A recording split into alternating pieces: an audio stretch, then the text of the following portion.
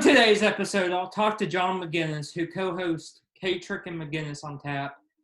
John played golf professionally for 15 years, from 1991 to 2005.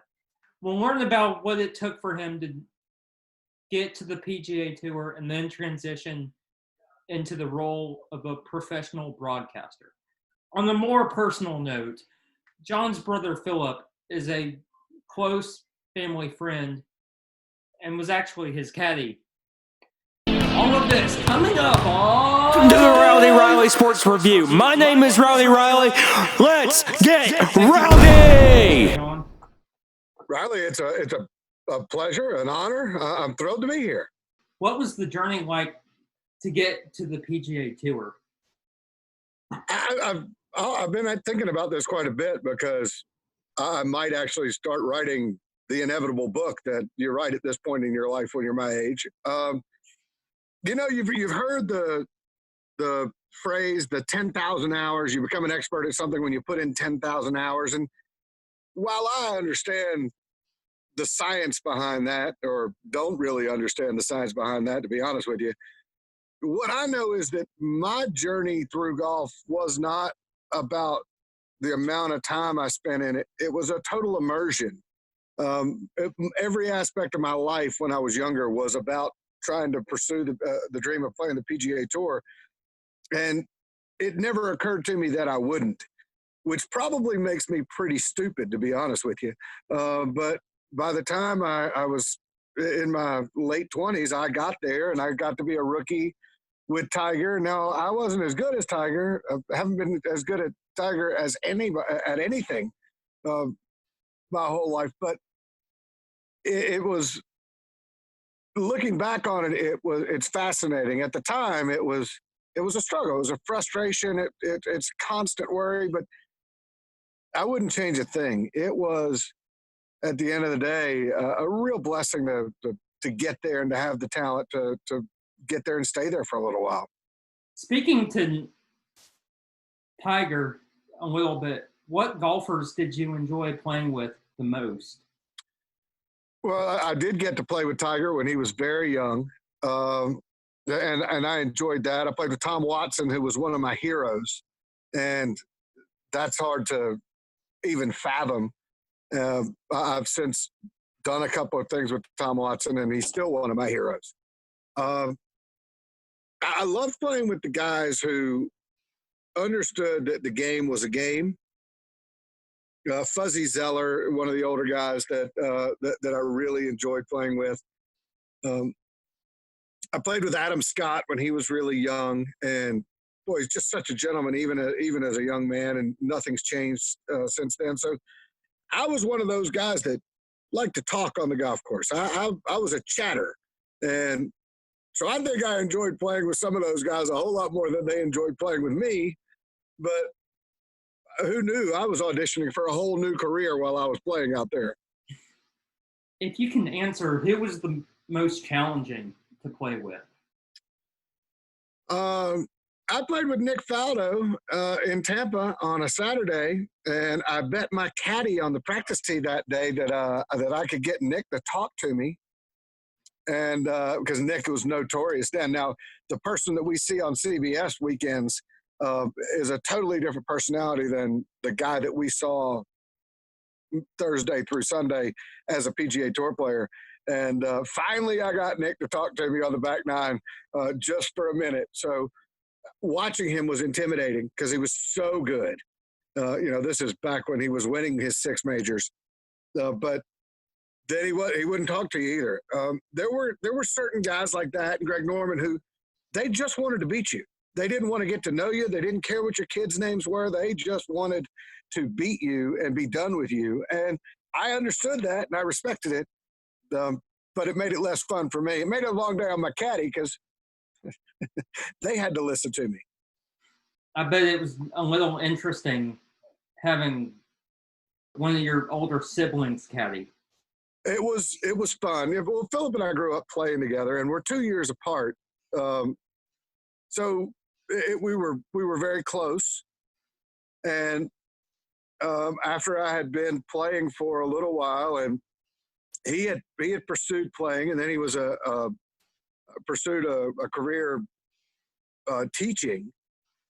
And when he decided that that was over and got a job in the field that he's in now, he had like a stretch of time where he was free, and he came out and caddied, and we had a blast.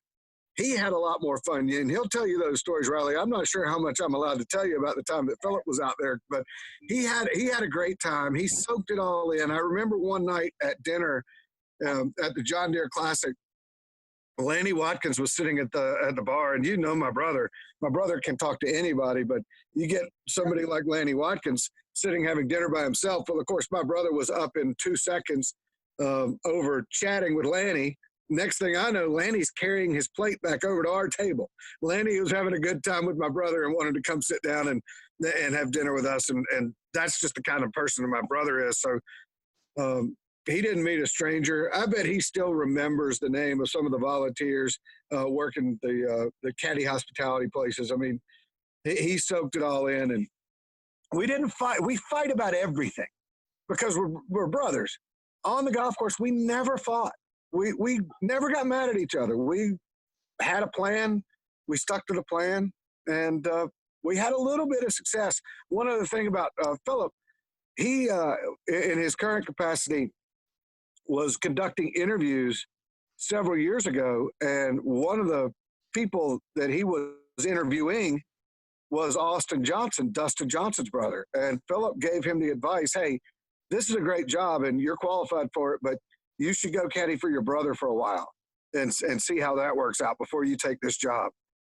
And Austin Johnson has caddied his brother to a major championship in the #1 position in the world. So I think that was good advice.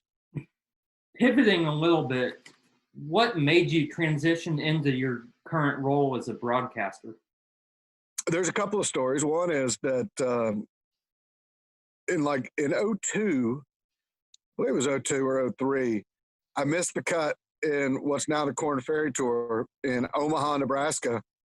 And the Golf Channel was covering the event, and they were a man down. They didn't have 2 on-course reporters, and they told me they'd pay my hotel room and give me $1,000 if I'd stick around for the weekend. Well, I don't know if you've ever been to Omaha, Nebraska, but that's a pretty good deal for Omaha, Nebraska. There wasn't a whole lot going on.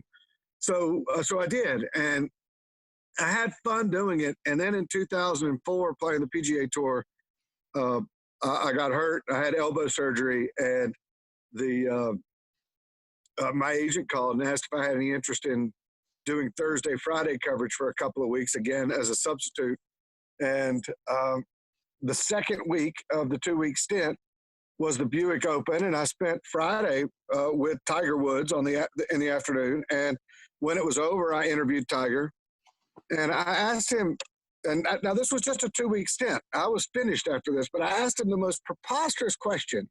Then he laughed. I mean, we knew each other. We'd known each other for a long time at that point. We'd been on tour together. And he gave a great answer. He gave a fun answer. And afterward, my producer, the guy that hired me, said, hey, we'd love to have you for the rest of the year. Afterward, when my elbow healed, well, that steady paycheck was a really nice thing to have, as opposed to going out there and missing cuts and getting older and having these young guys come beat my brains out. So I think I'm the luckiest guy in the world, because I got to play, and now I get to go and talk about it. I don't know.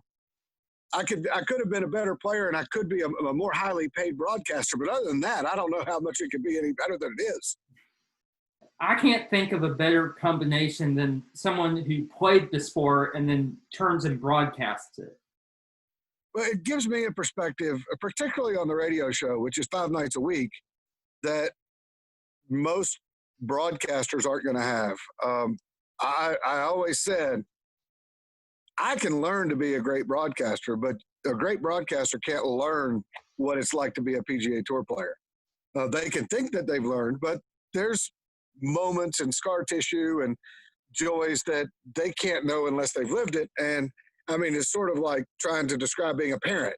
You don't know what it's like to be a parent until you're a parent. You think you do, but boy, are you in for some big surprises there. So to me, it's been a fabulous journey. It's been fun, and I wanted to continue. I mean, I'm in my early 50s now. I think I could do this for another 20 years if they'll let me, as long as I don't say something so outrageous that they can't keep me around. What challenges have you faced as a broadcaster that you didn't face as a pro? You know, interviewing people as you're doing now, Riley, and as you know, interviewing people is a whole different skill set. You have to be prepared, and compliments to you. You're prepared, and then you have to be prepared to be unprepared for the unexpected, especially like what I was doing in the beginning was live golf, live television. I'm doing it's only a 3-question interview with somebody after they finish their round, but you have to have 3 pretty good questions, and you have to be able to forget the other 2 questions if the first answer warrants a different question. I got some good advice early on make sure that you write down 3 questions that you're prepared to ask in case the interview isn't going anywhere. You can push it along. So I had to learn to do the interviews, which, I mean, I can tell when I'm watching, there are people who are paying attention to the interview and listening and asking the questions based on the responses. And there's the folks who have an agenda. I try not to ever have an agenda. I try not to lead somebody into somewhere they don't want to go. If they have something they want to say, I want to hear it. I think that's the biggest challenge.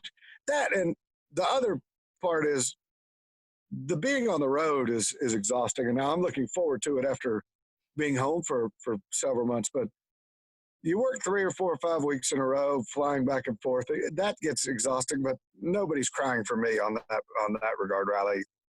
I mean, I'm going to walk inside the ropes at a PGA Tour event. Most people would pay big money just to do that. You were probably recovering, but did you at least get to come over to Pinehurst for the Open in 05? I didn't. I was mad, to be honest with you. I played in the U.S. Open in 01, 02, and 03, and all the way back in 95. And I really wanted to play a U.S. Open at Pinehurst, and I didn't qualify. And I was at the U.S. Open. I did the digital coverage for the U.S. Open when Martin Keimer won back in, what was that, 14 or 15? But I wasn't there in 05. And boy, I wish I'd been there in 99 too, to be honest with you. I would have liked to have seen them all, but I have seen at least one in Pinehurst, and I loved it.